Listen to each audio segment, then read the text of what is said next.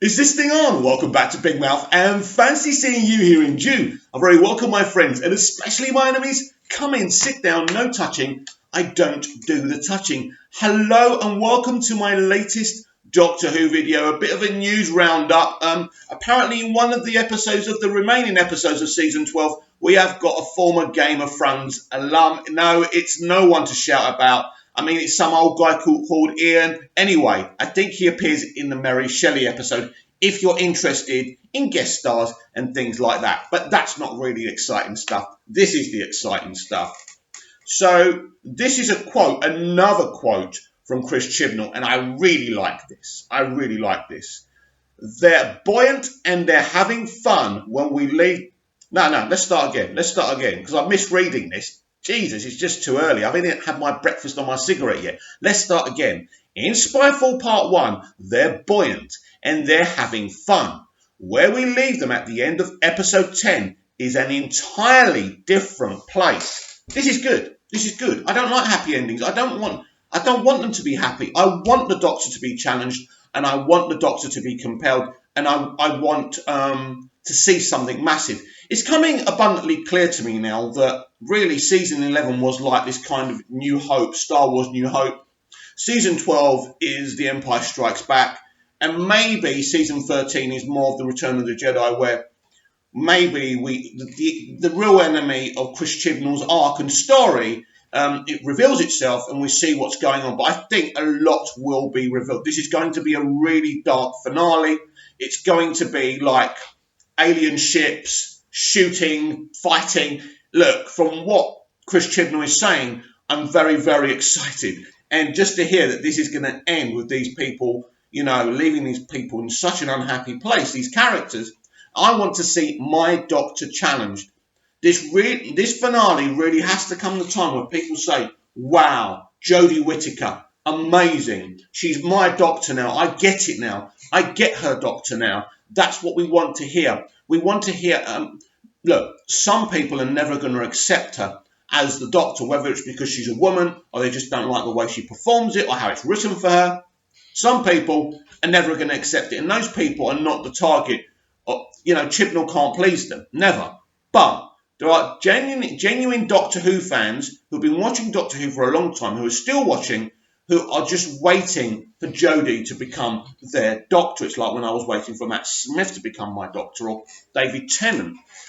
Christopher Eccleston was different. He was my Doctor straight away. It was like Paul McGann. He was an amazing Doctor for me, and I never had to wait because it was a film. I watched a film. He became the Doctor for me.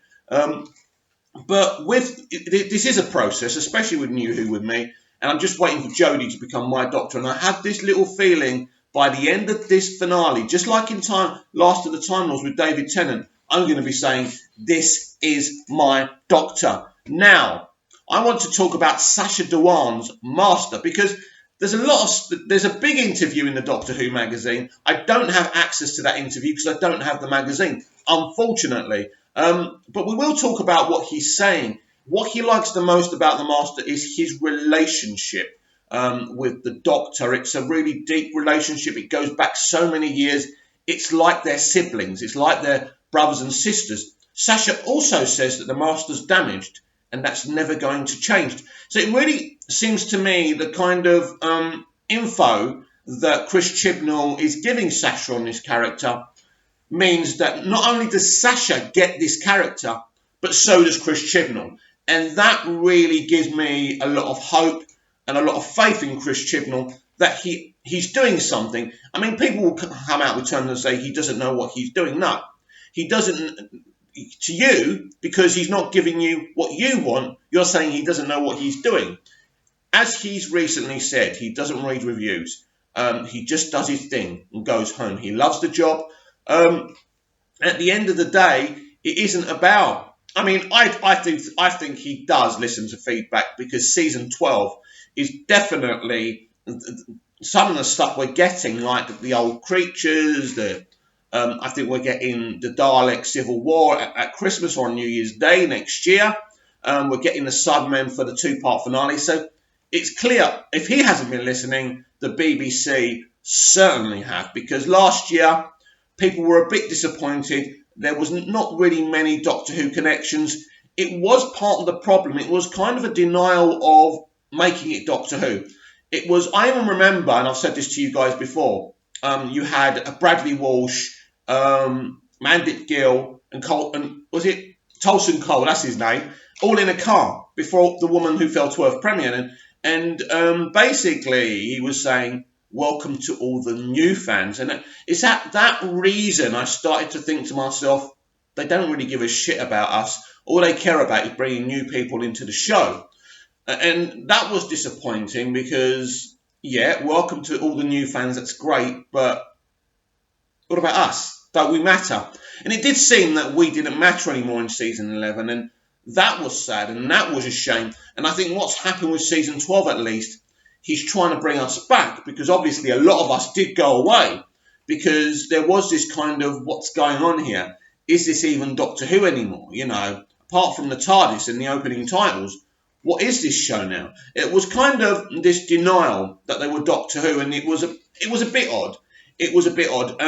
But with this season, I feel there's more grit to it. They're trying to flesh out this Doctor's character.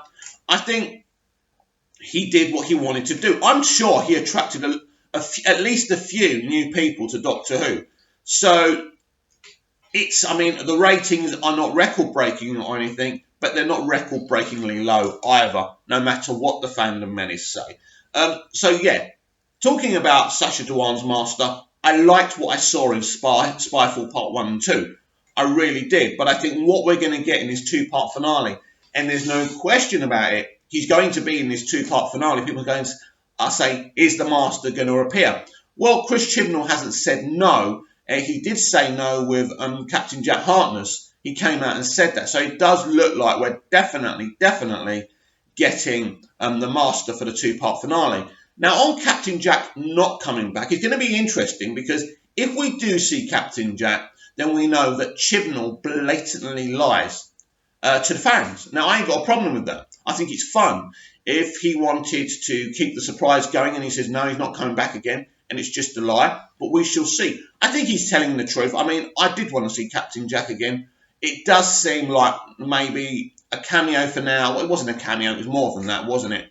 As I say, I expect to see him back in season 13 rather than the finale. It was the way Captain Jack said, tell her, when she needs me, I'll be here to help. Not soon, but when she needs me. So I would think he's definitely not going to be back in the finale, but the Master is, which is great. So we can really get ready for this emotional two-part finale. And this is exactly what Doctor Who should be. It's what it's always been, especially since the show came back in 2005. The Parting of the Ways, an emotional finale. You know, Doomsday, an emotional, epic battle. The same with The Last of the Time Lords, right? And Journey's End. They were always done like that. And even with Stephen Moffat's finales, they were always really, well, mostly strong. But we've had some really good Doctor Who finales. And I think last year, it was weak. It was weak because the show was weak. It was a weak tea, wasn't it? Because he wanted to tell standalone stories, and his mini arc was Tim Shaw, and it wasn't much of an arc, was it? The Doctor met him in the first episode, then she met him again in the finale. They did battle, and that was that. Look, it was okay. It wasn't terrible. I think that's what he was trying to do. He was trying to create baby steps. He didn't want to go too quickly. And I think when you see what happens in the two-part series finale, I think look. I discussed this yesterday. It's going to change the game. It's going to change the game of what Doctor Who is. He's definitely kind of changing the canon. There's no question about that. We all know where he's headed with this, and this will divide opinion. And I think what Chris Chibnall is saying, all right, you're never going to like me. All of you are never going to like me. I'm never, ever going to please you with the content that I'm giving you. So I may as well have you talking about me. If you can't get them to love you, get them talking about you. And this is what's going to happen. I mean, you saw what happened in Fugitive of the Judoon. Just imagine what happens in this two-part finale when the real truth is revealed and new questions are asked. Listen, I can't wait to react to this with you guys. For me personally, and I know a lot of people don't agree, But I think it's an exciting time to be a Doctor Who fan, and I can't wait to see how this season's going to end. Please like, share, subscribe, comment down below. I want to know what you think about current Doctor Who. Are you excited about the two-part finale? Please share the video, share the channel, and I'll be back later with even more Doctor Who videos. See you then.